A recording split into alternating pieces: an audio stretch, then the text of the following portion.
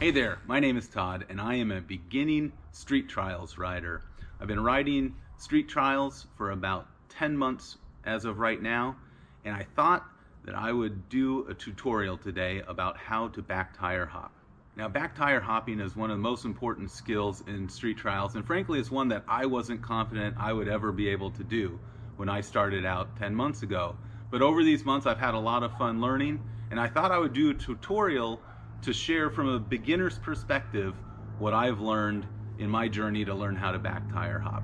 I ride an Inspired Arcade. I love it. It's actually the only trials bike I've ever ridden or even seen in person, and I definitely think that if you have a specific trials bike, it will make it easier to learn these moves, but you definitely do not have to have Inspired or a specific trials bike to learn trials. I have been able to learn how to back hop on my 29er mountain bike, and it's really all about the technique and the body position.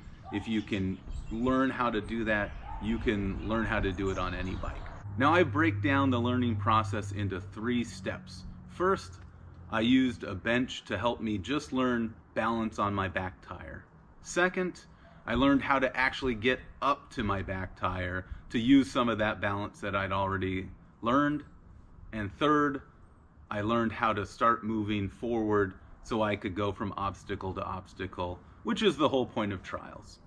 So that's what I want to talk about today. I want to take us through each of those 3 steps and share what I've learned from a beginner's perspective at each of those steps.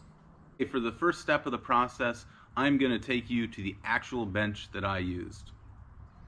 So when I was learning, I came to this exact bench 4 days in a row and practiced on it for 15 to 30 minutes each day, and it really helped with my balance. I mean, I couldn't get up on my back tire on my own. I needed the bench. I needed to manual up onto the bench, but it really helped my balance over those couple days. You can toy around with body position and learn really where your body needs to be to stay balanced on your back wheel. And frankly, it needs to be right over your back tire. So what I would do would just practice playing around, feeling what it felt like, and I'd slowly try to hop back away from the bench. And at first, when your body is in the wrong position, you'll feel it will hop, and in between each hop, your front tire will be hitting that bench. And that will tell you, I'm not really balanced on my back tire. And the great thing is you can work with your body position, keep doing it, see what it feels like when you're forward, move back a little bit, move back a little more, straighten your arms out. And as you hop around and you keep trying to hop back away from the bench, you'll get the feedback of if your body is in the right position, because eventually your tire will stay up in the air, and that will mean you have found the correct position. And so I would try to come back, and I eventually would try to hop back enough that I'd be able to get my tire down to the ground and ride out of it. So that was really my goal. It took me about 4 days to get comfortable, balancing on the back wheel through this method. And then I was able to take that to other means of getting my tire up, other ledges. I would pop a wheelie up against a wall and then hop back and basically use the bench method just with a wall. Anything that could get my front tire up in the air, I now felt comfortable doing a few hops. So when you're using a bench as a beginner, you're most likely going to have the back brake locked up most of the time. And you're going to want to start with your pedals nice and level. That's going to feel comfortable. But one downside of having the brake on is that while your pedal won't go forward because of the design of the hub, with each hop, it will ratchet back a little. And eventually it will get so far back that it's really not possible to stay balanced on and keep hopping with your front foot so high. So what you're gonna need to do is on one of the hops, release that back brake and bring it back to level. Okay, so one thing you'll learn using the bench is that if you're keeping your brake locked, it's actually fairly easy with your brake locked to hop backwards away from the bench. However, hopping forwards is a much more complicated task, and it really requires the brake to be released. It doesn't absolutely require it, but to do it properly, you really need to release the brake. Okay, now that we've learned a little bit of balance on our back tire, we're probably sick of having to pop a wheelie or manual up onto a bench to use that balance. So it's time to move on to step 2 and talk about some other ways to get up onto the back tire. Now, the most important thing in all of these different steps of getting up onto your back tire is your body position. You have to have the right body position with your weight back, center of mass over your back tire to ever have any chance to get it up and balanced on your back tire. So building on the bench method where you probably had your back brake locked, I want to talk about 2 more methods of getting up on your back tire where you can still have your back brake locked. Because once we start unlocking our brake, it gets a little more complicated and there's a chance to loop out. So the first method of getting up onto our back tire without the pedal kick up is doing a little bit of an endo. So all you have to do is ride at a slow pace. Really, any forward momentum will do it. Clamp that front brake, do a little bit of an endo, and pull right back up onto your back tire. So the process of doing an endo up on your front tire and then rocking back builds the momentum that we need to get up onto our back tire. But we still have to have the right body position. If you have that momentum coming back from the endo, but your body weight is forward, you're never going to get up on your back tire. So you have to do the endo, build the momentum coming back, and lean back and have the proper body position with your center of weight over your back tire. So this is a great method of getting up on your back tire. I still use it a lot. I think you can use it throughout your trials career. And I was actually stuck at the phase of doing an endo to get up on my back tire for several months because the pedal kick was really mentally difficult for me to commit to because I was scared to unlock my back brake and loop out to my back, which I did quite hard once to pavement, and it really set my progress back. Okay, now I want to talk about a second method of getting up onto your back tire without having to do the full pedal kick. And this is another method that you can do with the back brake locked, so it's good for beginners. It is more difficult than the endo. Now this is just simply pulling up. So the thing that's difficult about this is that the endo gives you some backwards momentum that helps you pull up. It also, you never come to a full stop. So with this method of just pulling up, you have to have a better track stand, and basically you get to a stop, you balance, and then you just pull up. So you don't have the backwards momentum, and it's all about body position. If you try to do this with your body weight forward, again, it's never gonna work. You're gonna have to get into that proper position with your weight back, arms out, get that center of mass over the back tire. Okay, now we're gonna talk about the final method of getting up into your back tire, and that's the pedal kick. Now this is the most advanced method because it has a lot more going on. First off, it's a little more complicated. You release your brake and your wheel can move. So in the pull back and endo method, your bike is basically just hinging at the back tire and coming up. On this one, you're unlocking your brake, you're giving a little pedal while you're pulling up. So your arms are pulling your front up, but the pedal is actually pushing your wheel forward a little bit. So instead of just hinging up into a balanced position, you're coming up on the front and forward on the back to get to that position. I definitely haven't mastered this yet. I usually come forward too far, then I have to back hop to find level. It's really an art form that you just have to practice a lot.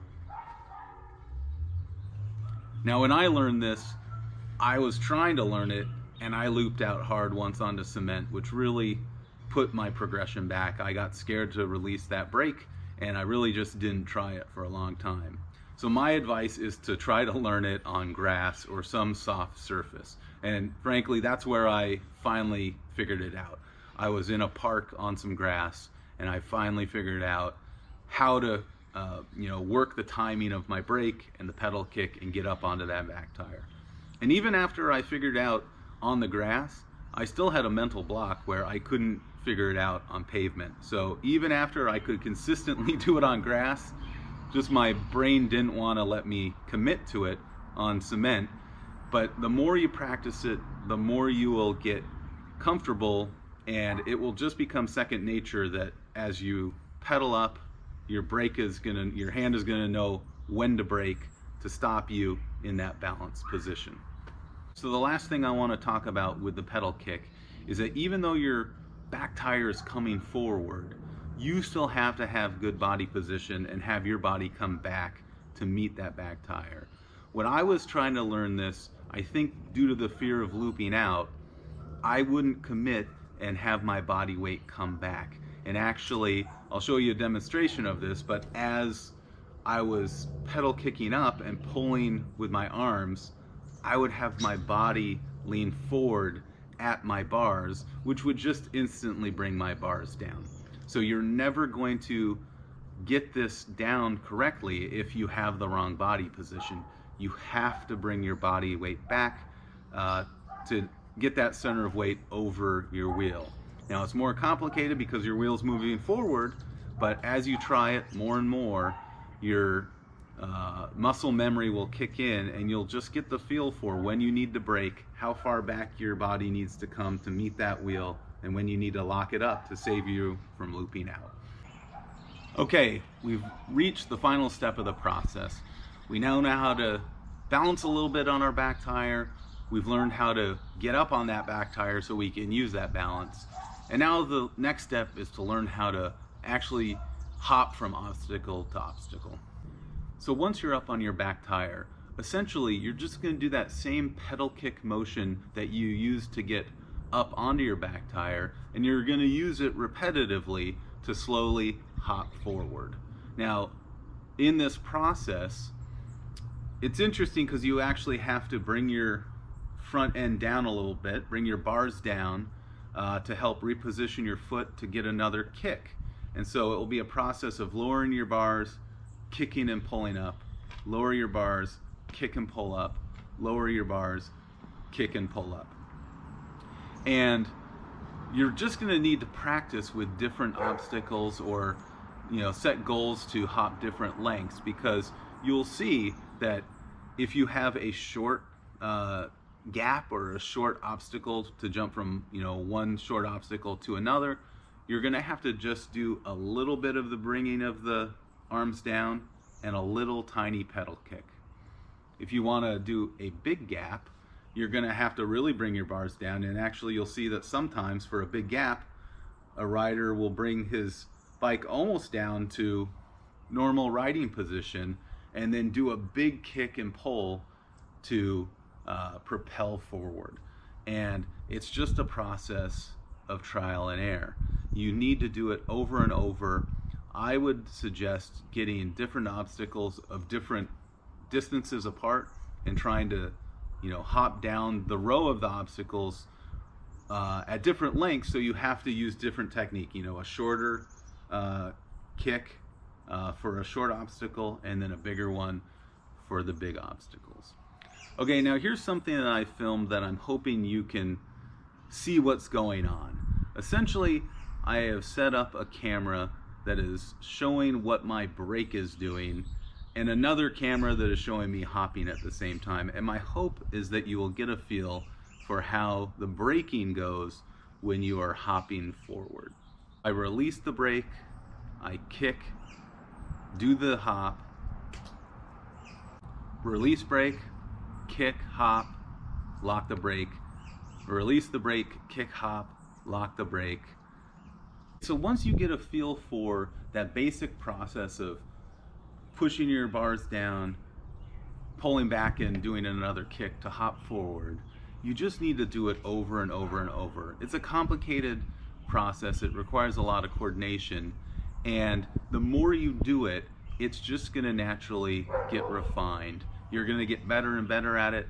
I've only been able to hop forward with a pedal kick for about 4 months. I started with 12-inch gaps, jumping across the 12-inch gap, and I slowly have expanded them.